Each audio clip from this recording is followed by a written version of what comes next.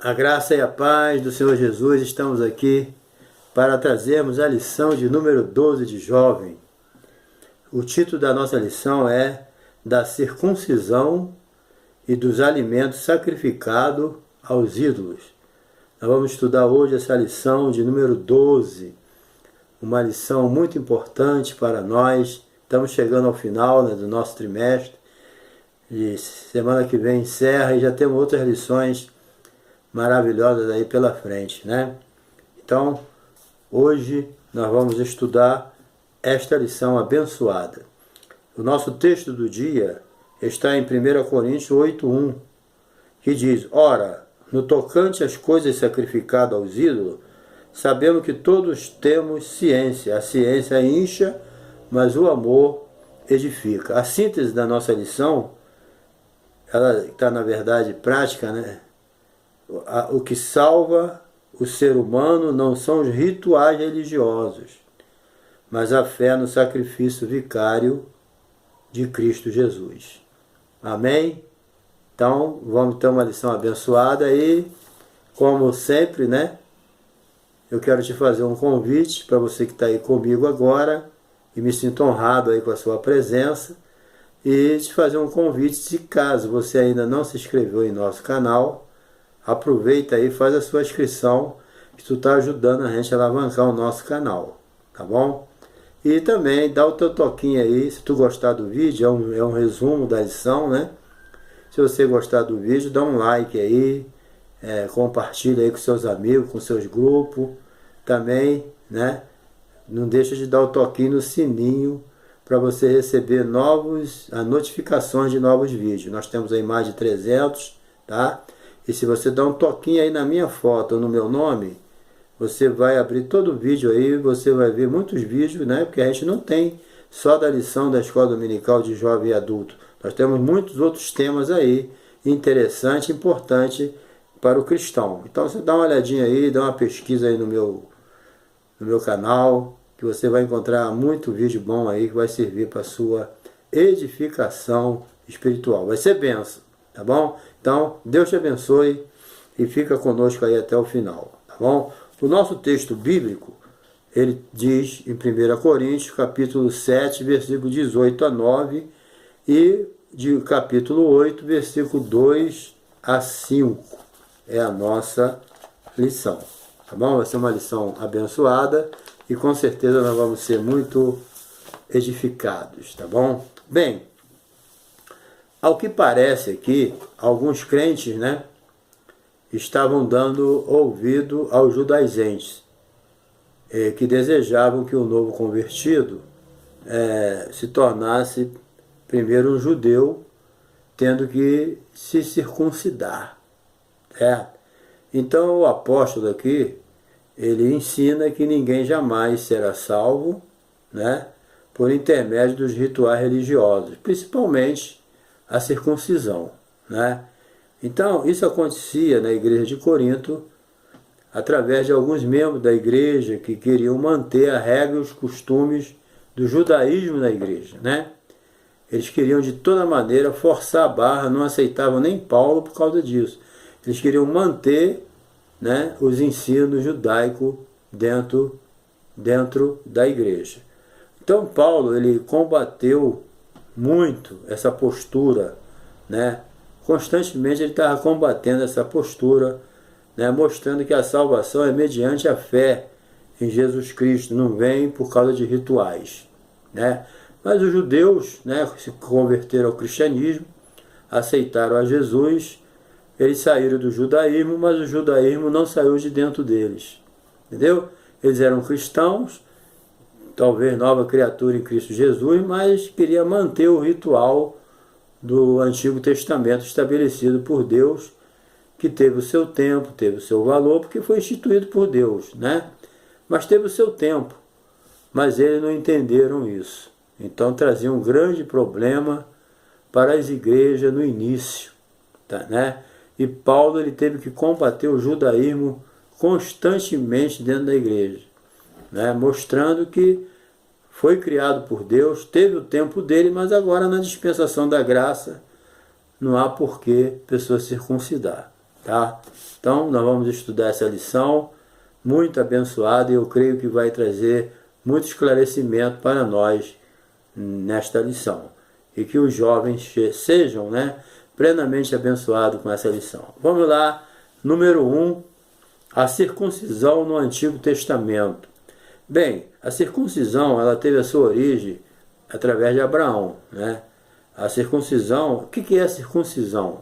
A circuncisão, ela é a remoção, né, do prepúcio. É uma pele que cobre os órgãos sexual masculino. É como se fosse assim uma operação de fimose, né? Era isso que Deus instituiu no Velho Testamento, chamado circuncisão.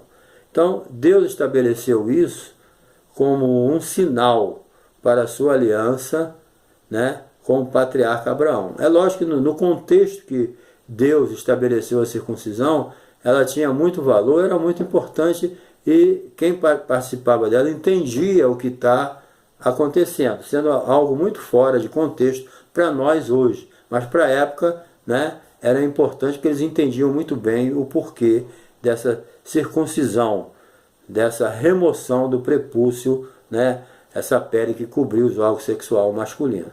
Então, Deus estabeleceu a circuncisão como um sinal para essa aliança que ele manteve com o patriarca Abraão, né? Deus teve um pacto com Abraão e Deus cumpriu esse pacto, né? Mas estava baseado na circuncisão. Então, a partir daí, todos os seus descendentes do sexo masculino deveriam fazer a circuncisão. Todos. Nasceu homem, circuncisão nele. Ele tinha que, o processo era o mesmo, sinal, claro, como sinal externo, exterior, visível da aliança com Deus. Então, toda vez que uma criança, ao 8º dia, era levado para se circuncidar, estava lembrando o quê? O pacto que Deus fez com Abraão. Entendeu? A circuncisão trazia, era um pacto, né, algo feito externamente, era um sinal daquilo. Então, os judeus davam um valor muito grande a isso, entendeu? Então, era um sinal visível da aliança que Abraão fez com Deus, ou Deus fez com Abraão. Então, deveria ser realizado no 8º dia, que eu já disse. Então, a circuncisão era a condição exigida por Deus para fazer parte da comunidade israelita. Certo? Então, se alguém não cumprisse essa regra, não poderia fazer parte da comunidade de Israel, né? De jeito nenhum. Então, vamos aqui para número 2, a parte 2, número 2 da parte 1. A circuncisão, ela passou a ser um ritual obrigatório na lei de Moisés. Está lá em Levítico, capítulo 12, versículo 2 e 3. Era muito importante para o israelita e também um sinal de obediência, né? Porque às vezes Deus exige alguma coisa da gente que para nós não tem sentido, a gente não entende bem, mas para Deus tem, senão ele não pedia, né? Então por isso que a Bíblia diz, é melhor obedecer do que sacrificar, né? Deus falou, vamos obedecer. Talvez ele não pudesse nem entender muito bem, mas obedecia, né? Então, a não observância dessa regra, né, da circuncisão, poderia ser punida com morte, certo? Com certeza. Então, circuncidou, mas eu não sou judeu, não sou israelita, eu posso fazer parte da comunidade israelita? Posso, mas tem que circuncidar. Era o meio que a pessoa tinha de fazer parte, né, dos benefícios que Deus tinha para Israel. Fora disso, não podia. Então, agora, no Novo Testamento, o apóstolo mostra aos Coríntios, né, a importância da circuncisão espiritual, aquela circuncisão realizada no coração, que é alcançada mediante a fé. Então, a nossa aliança hoje é pelo sangue de Jesus. Todos os judeus ou gentio, né, cristão, eles são filhos de Abraão pela fé. Entendeu? Pela fé. Somos filhos espirituais de Abraão. Pela carne já não tem mais valor nenhum. Entendeu? Não adianta, eu sou descendente de Abraão. Isso não salva ninguém. entendeu? O que salva agora é seus descendentes espirituais. Quem são os descendentes espirituais de Abraão? Pode ser francês, inglês, judeu, brasileiro, quem for. Quem é o descendente espiritual de Abraão? Quem aceita Jesus, quem é salvo. Então isso é a circuncisão do coração. Agora não é simplesmente a circuncisão de uma remoção de um prepúcio, né, uma pele que cobre o órgão sexual masculino. Não é mais isso. Agora a circuncisão é do coração. É uma conversão absoluta em Cristo pela fé no seu sacrifício. Essa é a aliança agora. Agora, como Abraão, nós somos filhos dele espiritualmente, pela fé. Nós seguimos a pisada de Abraão, porque Deus fez esse pacto com Abraão antes da lei. Entendeu? É pela fé, não é pela lei. Entendeu? É isso que fica bem claro na palavra de Deus. A circuncisão alcançada do coração pela fé. Ok? Número 3 aqui da parte 1. A lei é a circuncisão, a lei e a circuncisão não libertaram o povo judeu da escravidão do pecado. Nada liberta. É aquilo que Jesus falou. Se o Filho vos libertar, verdadeiramente sereis livres. A libertação do homem só vem através de Jesus Cristo. Tudo levava a ele, mas sem ele, é por isso que ele falou, sem mim nada podeis fazer. Ninguém pode ser salvo sem Jesus. Ninguém pode ter comunhão com Deus sem Jesus. Certo? Então, os judeus, eles tinham aquele complexo de superioridade devido, né, às alianças que Deus tinha feito com eles.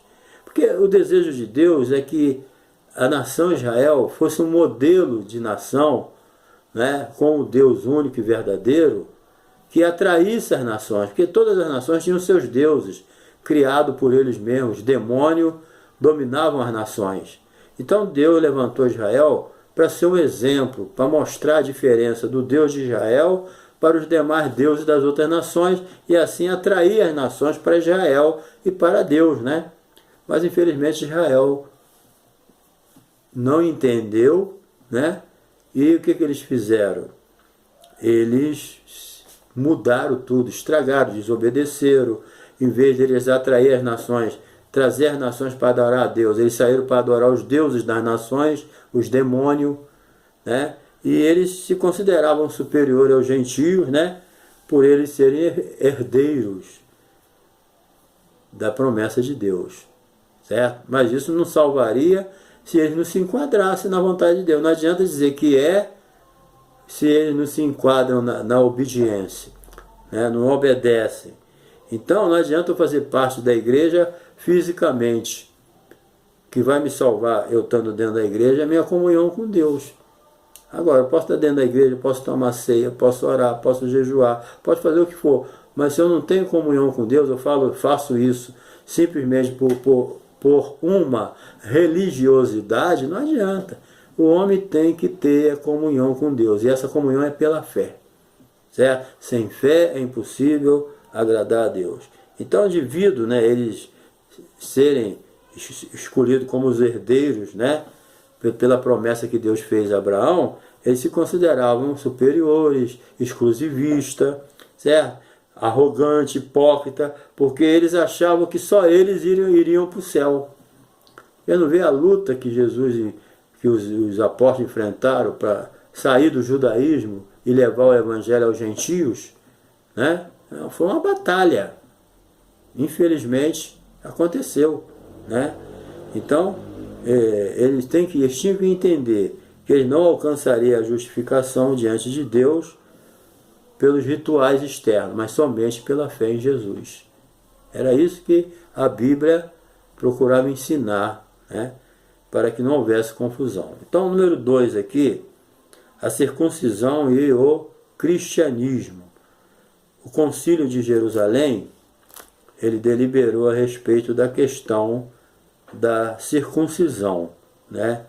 Então, nesse concílio, ficou decidido que a circuncisão seria uma prática exclusiva dos judeus e não deveria ser observada pelos gentios. Na verdade, depois do Pentecostes, né, era preciso entender que nem os judeus mais precisavam circuncidar, precisavam guardar a lei, não precisavam de nada disso, porque já estavam debaixo da graça. A Bíblia diz: se estás debaixo da lei, da graça decaíste. Mas Deus suportou isso por um tempo para poder eles se libertarem disso, né? Então, mas eles não se libertaram. Então Deus foi dando um tempo para isso, né? E permitiu, lógico, que os judeus continuassem circuncidando lá, era problema deles. Mas que se eles não se circuncidassem também, não tinha valor nenhum, não ia trazer prejuízo nenhum, certo? Mas ficou decidido ali naquele concílio de Jerusalém, que foi um embate tremendo, né? Ficou decidido ali o quê?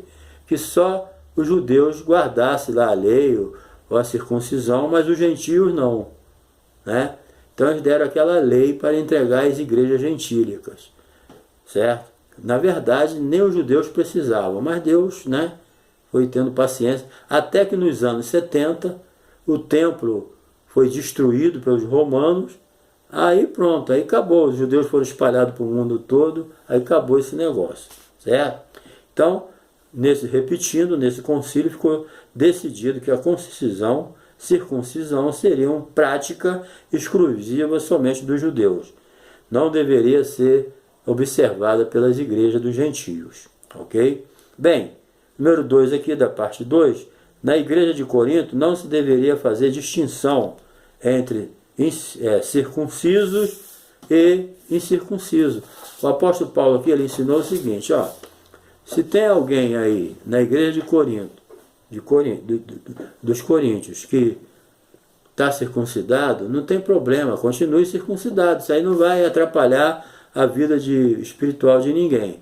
Agora, se tem alguém também que não está circuncidado, é incircunciso, também não tem problema, isso aí não vai atrapalhar nada, entendeu?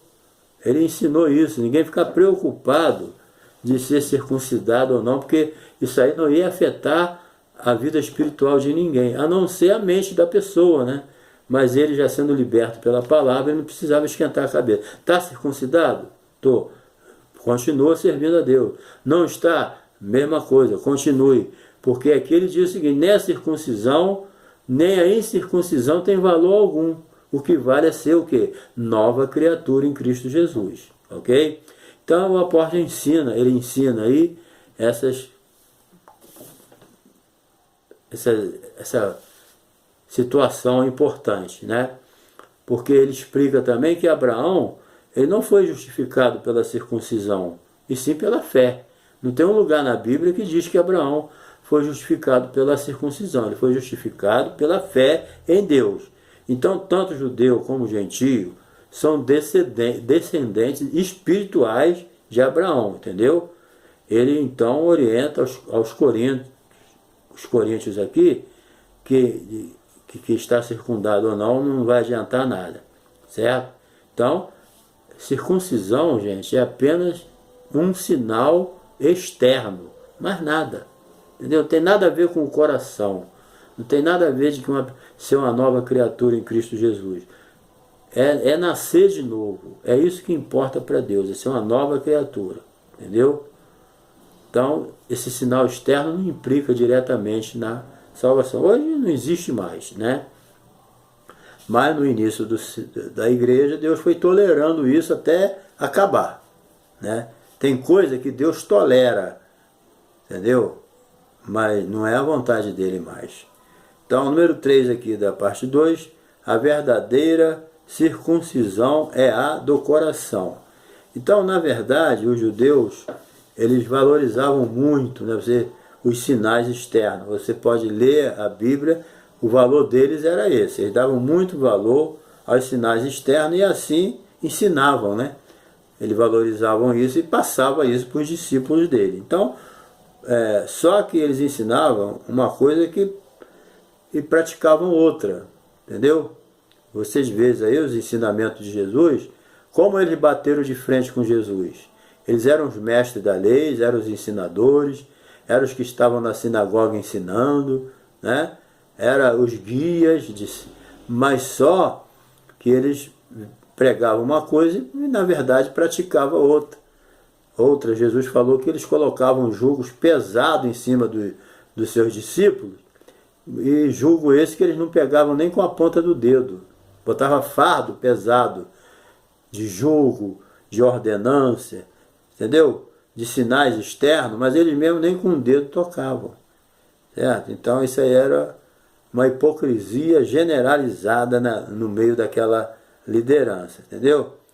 Então, isso aí significava que o exterior não é importante, entendeu?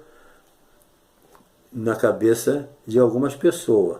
Porém, a verdadeira transformação, ela vem de dentro para fora. Então, quando se fala de coisas externas, também não estamos querendo dizer que isso aí, né, não é importante. Cremos o quê? Que toda transformação no ser humano, diante de Deus, ela deve começar de dentro para fora. Entendeu? Porque fora demonstra o que tem dentro. Dentro da pessoa. Agora, quando a gente diz que o valor tem que ser por dentro, não quer dizer que por fora não tem valor. Né? Igual o nosso corpo. O nosso corpo é o templo do Espírito Santo. É o templo. Templo é o quê? É um lugar de adoração. É um lugar de comunhão. É um lugar de encontro. Entendeu? Então, o nosso corpo ele tem que glorificar a Deus. Então, o externo tem valor também. Certo? Agora, o importante é que o externo mostre a realidade do que tem dentro. Não adianta eu externamente parecer ser uma coisa e por dentro eu sou outra. Para Deus isso não tem valor. Entendeu? O homem, ele é um ser único. Ele tem espírito, alma e corpo, mas forma uma unidade. É uma unidade. É uma pessoa. Então, quando Deus olha o homem, ele olha por inteiro. Entendeu? E nos responsabiliza pelas nossas atitudes. Certo? Então, isso aí é muito importante. Número 3 aqui, nós vamos finalmente aqui. Bem, alimentos sacrificados aos ídolos. Isso aqui é importante porque os açougues naquele tempo de Corinto, da igreja de Corinto, no dia de Paulo, né, ali no primeiro século, o autor diz aqui que os mercados da cidade de Corinto vendiam sobras de carne dos animais sacrificados, né, aos ídolos, com exceção dos judeus. Isso não era um problema para o gentio. O gentio já tinha esse costume, né? Porque, na verdade, aqueles açougues ali, todos eles sacrificavam os seus animais. Às vezes você chega no mercado, no açougue, em qualquer lugar aí, você vê lá um altar de Satanás lá, um santo lá qualquer. Tudo ali é consagrado ao demônio. Entendeu? Mas, o que a gente tem com isso? Né? O ídolo não é nada para nós. Nós acreditamos no poder de Deus. Por isso que o apóstolo falou, quando chegar para comprar alguma coisa, para comer, não pergunta nada. Entendeu? Come e acabou. Se tiver de comprar, compra. Eu não vou chegar no mercado, no açougue, e perguntar, vem cá, isso aqui é sacrificado ao ídolo? Eu não vou perguntar nada disso, eu vou comprar. Se é problema dele, não vai me fazer mal nenhum. Entendeu? Agora se ele fala, isso aqui é do demônio, é diferente. Eu não vou querer por causa da consciência dele, não a minha. Entendeu? Então, comprar coisas sacrificadas aos ídolos não era problema para o gentio, certo? Agora, com a chegada do Evangelho na cidade de Corinto, a venda e a compra de carne como prática idólatra sacrificada aos ídolos começou a gerar conflito, né? Vem cá, o crente pode entrar no açougue e comprar carne sacrificada aos ídolos? Pode ou não? Então, os judeus, lógico, né, não aceitavam isso de jeito nenhum. Os crentes que aceitaram Jesus judeu, do judaísmo, eles não iam aceitar isso de jeito nenhum. Eles traziam essa tradição, eles não iam comer carne sacrificada, porque já eram experientes. Agora os gentios, imaturos, novos na fé, Paulo também não proibiu não. Ele só deu uma regra. Entendeu? Ele só deu uma regra. Então, com o surgimento da igreja, começou a ter conflito. Né? Ninguém tinha certeza se podia comprar aquilo que foi sacrificado ao ídolo ou não. Uns compravam, outros não compravam, os judeus não compravam. Então, foi preciso que o apóstolo Paulo trouxesse um ensinamento sobre isso, entendeu? Alguns membros, né, eles continuavam a comprar. Então, comprar desses açougues, né, comendo essas carnes. Enquanto outros, influenciados pelos judeus, deixavam de comprar. Então isso, com certeza, conforme eu já disse, gerou um conflito e o apóstolo Paulo tinha que resolver isso, né? Então ele trouxe essa palavra para ele. Então, número 3 aqui, orientações e conselho a respeito de alimentos sacrificados aos ídolos. Então, ele traz aqui duas orientações, porque tinha dois tipos de pessoas aqui. Primeiro tinha os crentes mais maduros, né, que não acreditam em outros deuses, além do único Deus Criador. Então, para esses, ele recomenda que continue no mesmo procedimento, comprar. Entendeu? Aquele crente maduro, que não acredita em outros deuses, né, sabe que tudo é demônio, só crê em Deus. Então, Paulo falou, vocês não têm problema de consciência? Então compra lá a carne, cozinha e come, né? Tem problema nenhum, não vai fazer mal, o ídolo não é nada. O problema do ídolo vai na consciência da pessoa de crer naquilo, né? Então os crentes maduros, experientes, que vai ficar perguntando nada se é consagrado ou não, ele vai comprar e vai comer e está tudo em casa, né? Então ele recomenda isso, continue comprando. Agora, aqueles crentes mais fracos, né, que acreditam no único Deus, mas na prática tem medo dos falsos deuses, né? Então Paulo já muda com eles, entendeu? Por quê? Porque se a pessoa tem medo, então o que ele vai fazer? Ele não vai comprar, é melhor ainda, então não vai lá. Se tem problema de consciência, tem medo de comer aquela carne que vai fazer mal, então não coma, não compre e não come, pronto. É o ensinamento dele. Tem maturidade para comprar e ter certeza que não vai fazer mal? Tenho. Então compra. Você tem dúvida? Tem. Então não compra. Tudo que é de dúvida é pecado. A Bíblia deixa claro. Tudo aquilo que não vem de fé é dúvida, é pecado. Tem dúvida? Sai fora. Tem fé? Amém. Entendeu? Então, isso aí, os crentes fracos são assim. Eles não têm certeza de nada. Entendeu? Tudo deixa a dúvida entrar. Então Paulo falou, então isso aí fica tranquilo, quietinho aí. Então Paulo enfatiza aqui uma coisa muito importante. Ele enfatiza aqui a liberdade de forma que ela não seja escândalo para os fracos. Entendeu? Por quê? Ele fala assim, aquele crente fraco, ele passa e vê você lá comprando carne do ídolo, ou sentado à mesa com alguém dessa natureza, eles vão ficar escandalizados, eles vão achar, o cara está desviado, não é mais crente, entendeu?